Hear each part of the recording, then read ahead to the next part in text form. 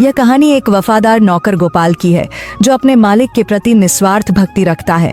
हालांकि परिस्थितियां उसे एक कठिन परीक्षा में डाल देती हैं, जिससे उसे बहुत बड़ी सीख मिलती है। एक छोटे से गांव में सुरेश नाम का लड़का रहता था। बचपन में ही उसने अपने माता पिता को खो दिया। उसके पास न कोई सहारा था, न ही उसके पिता की कोई जमीन। वह एक छोटी सी झोपड़ी में रहता था, लेकिन गांव में आई बाढ़ के कारण उसकी झोपड़ी भी बह गई। गांव के जमींदार धर्मदास बहुत दयालु व्यक्ति थे। उन्होंने सुरेश पर दया कर उसे अपने यहाँ काम पर रख लिया और रहने के लिए एक झोपड़ी दे दी। समय बीतता गया और सुरेश बड़ा हो गया। अब वह पूरी लगन से जमींदार के यहाँ काम करता था और जमींदार भी उस पर बहुत भरोसा करने लगे थे। एक दिन जमींदार ने सुरेश से कहा, बेटा, तुम अब शादी क्यों नहीं कर लेते? अब तुम्हारी शादी की उम्र हो गई है। तुम्हारी पत्नी आएगी तो तुम्हारे कई कामों में हाथ बौंटाएगी। मैं चाहता हूँ कि मेरे जीते जी तुम्हारी शादी हो जाती। क्या जाने कब भगवान का बुलावा आ जाए। सुरेश बोला, मालिक, ऐसा क्यों कह रहे हो? मेरे लिए आप ही सब कुछ हैं। आप जैसा उचित समझे मैं वही करूंगा। जमींदार बोले, मेरी नजर में तुम्हारे लिए एक बहुत अच्छी लड़की है। शादी के खर्च की चिंता मत करना, वह मेरी जिम्मेदारी होगी।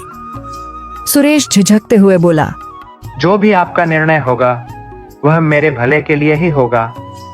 आप मेरे पिता समान हैं। धर्मदास का बेटा विक्रम यह सब सुन लेता है और गुस्से में अपने पिता के पास आता है। पिताजी, ये आप क्या कर रहे हैं? सुरेश हमारा नौकर है और आप उसकी शादी का खर्च क्यों उठा रहे हैं? धर्मदास ने सख्ती से जवाब दिया, वह मेरा नौकर नहीं, बेटे जैसा है। विक्रम चिढ़कर बोला, आप मेरे पिताजी हैं या उसके? धर्मदास नाराज होकर बोले, जब मैं बीमार था तब कहाँ गया था तुम्हारा अपनापन? तब सुरेश ने मेरी कितनी सेवा की थी। वह दिन रात मेरी देखभाल करता था और तुम अपने शौक में मस्त रहते थे। तुम मुझे मत सिखाओ कि कौन अपना है और कौन पराया। विक्रम और भी गुस्से में आ गया। उसने सोचा कि उसे सुरेश को रास्ते से हटाना होगा। विक्रम नशे और जुए की लत में डूबा हुआ था। एक दिन उसने अपने पिता से 10,000 रुपए मांगे, लेकिन जब जमींदार ने उसे पैसे देने से इनकार कर दिया तो वह भड़क उठा। विक्रम ने सोचा, अब मैं देखता हूँ कि मुझे पैसे कैसे नहीं मिलते। वह चोरी की योजना बनाने लगा।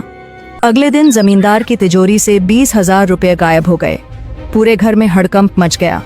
विक्रम मौके का फायदा उठाकर बोला, पिताजी, चोर और कौन हो सकता है? सुरेश ही होगा। सुरेश हैरान रह गया। उसने सफाई दी, मालिक, मैं ऐसा नहीं कर सकता। आप पर मेरा पूरा जीवन समर्पित है। लेकिन विक्रम ने उसे झूठा ठहराते हुए उसके घर की तलाशी की मांग कर दी। जमींदार ने पहले विक्रम के कमरे की तलाशी ली, लेकिन वहां कुछ नहीं मिला। फिर सुरेश की झोपड़ी की तलाशी ली गई और वहां से पैसे मिल गए। सुरेश स्तब्ध रह गया। यह कैसे हो सकता है? यह किसी की साजिश है। जमींदार का भरोसा टूट गया। विक्रम बोला, देख लिया पिताजी, अब पता चला कि कौन सच्चा है और कौन झूठा। धर्मदास को बहुत बड़ा झटका लगा।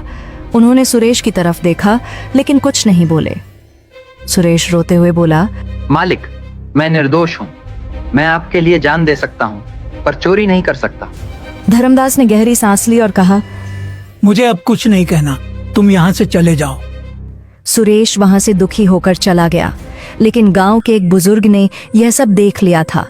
उन्होंने जमींदार को बताया कि उन्होंने आधी रात को विक्रम को चुपके से पैसे छुपाते देखा था। धर्मदास को जब यह सच पता चला तो उन्हें बहुत पछतावा हुआ। उन्होंने तुरंत सुरेश को बुलाया और गले से लगा लिया। बेटा, मुझसे बहुत बड़ी गलती हो गई। मैं तुम पर भरोसा नहीं कर सका। विक्रम ही असली चोर है।